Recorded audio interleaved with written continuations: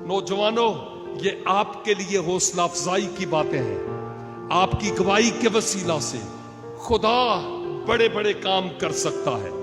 कई नवीद आपकी गवाहियों के सबब से पैदा हो सकते हैं, जो दुनिया में इस इंजील के पैगाम को लेकर जाने वाले हों। हमें गवाही देने से बाज नहीं रहना, और हर वो बोझ जो हमें आसानी से उलझा लेता है, उस बोझ से दूर रहने की जरूरत है। सारी दुनिया जो करती है करती फिरे, मुझे अपने खुदावन, अपने खुदा के साथ वफादारी से चलना है।